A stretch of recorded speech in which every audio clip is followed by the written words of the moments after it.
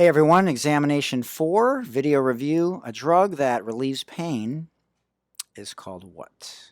Which category of drugs? And then drugs can enter the body in different ways. What is the fastest way that it reaches the brain? Which is, again, how drugs are categorized in terms of stimulants or depressants, opiates, things like that. Hallucinogens, marijuana. Why is marijuana in a separate category? Blood alcohol concentration levels depend on what specifically?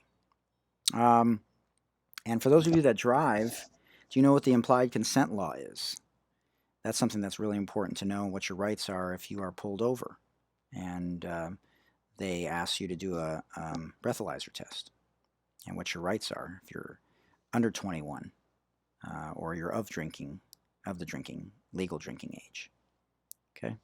And then what you're teaching kids with regards to the implied consent law as well, because most don't even know what it is. Why does alcohol lead to violent behavior?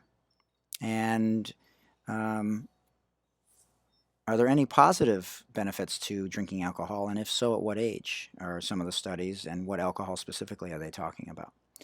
As far as nicotine goes, what are the greatest negative health effects of nicotine in terms of the controllable factors of the top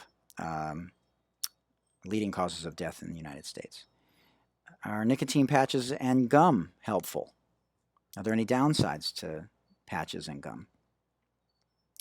And when we're talking about stimulants, what is the greatest danger with regards to stimulants? Now, when we're talking about the difference between narcotics and sedatives, what are the main differences between the sedative hypnotics and narcotics? If somebody drinks often and after the first few drinks, after drinking for several months, say a few times a week, and the drinks don't have any effect on that person, why is that? What's the difference between over-the-counter and prescription drugs, and can either one of those be considered addictive? And can a person abuse either prescription or over-the-counter drugs, similar to illicit drugs or street drugs? What are the top 3 preventable factors in terms of controllable behaviors with regards to the leading causes of death? And what does smoking and smokeless tobacco cause more than anything else in terms of controllable factors? Is it cardiovascular disease in terms of contributing factors? Is it cancer? Is it unintentional injuries? What does smoking and smokeless tobacco cause most in terms of controllable factors? When we talk about children being blamed for problems that may be teachers or parents, what is this called when we blame somebody else for our problems? COVID-19 is spread mainly how? This was not a question that was on an exam anytime when I first started teaching this class.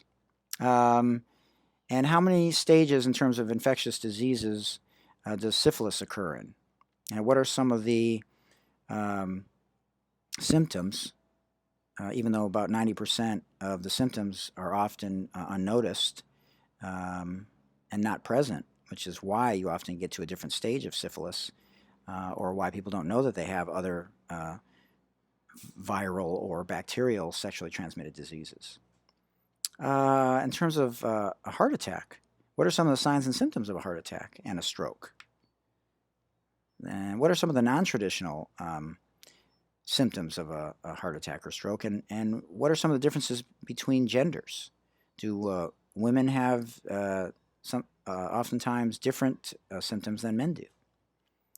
Another chronic disease, diabetes, has been a part of a study for a number of years now, over a decade, called Syndrome X. So if you look up Syndrome X, which I don't think the book talks about, but if you look up Syndrome X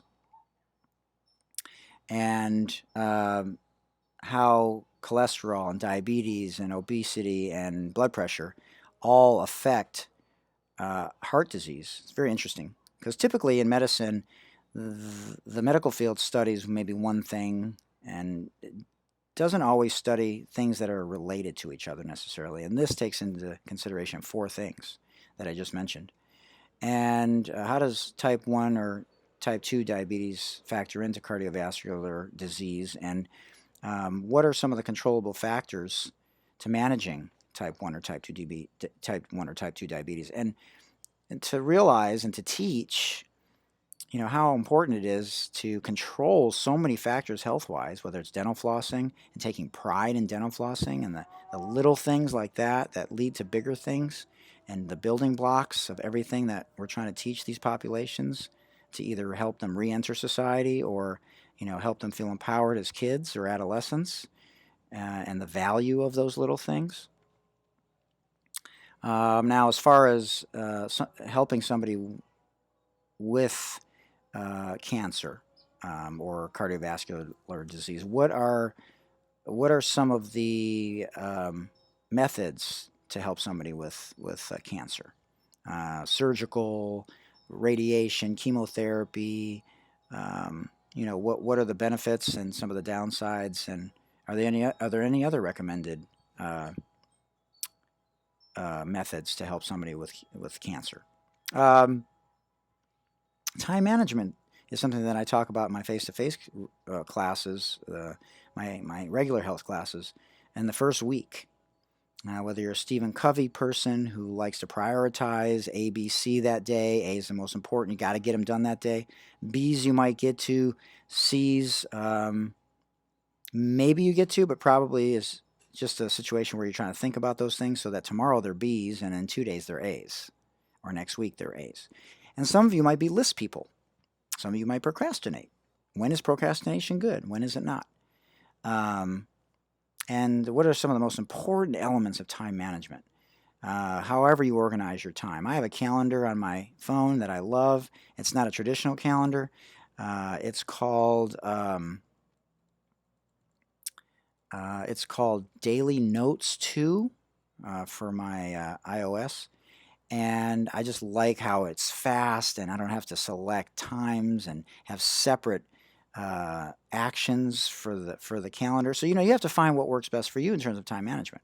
Just love this app. There's a search feature that you can find multiple days where you worked or when you have exams, and it just lists them in order. So it's just a phenomenal app that I love. Daily Notes 2. Credit card debt. What are some of the pitfalls of credit card debt, how to pay it off, and having a limit at a certain amount. You can call your credit card company and have them lower your limit so that way you don't go over. Because it's real tempting if you have $3,500 credit limit and you're only at $500, you're like, oh, I'll pay it off later, especially young kids, young adults, that type of thing. And the Center for Disease Control has been at the center of a lot of things, over the years and during the pandemic, obviously. And they're our heartbeat here in America for recommendations for diseases, obviously.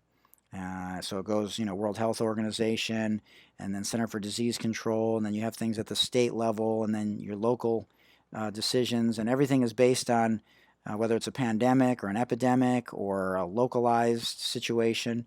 But what is the main mission of the Center for Disease Control? All right, that has been Examination 4's video review. Good luck on Exam 4.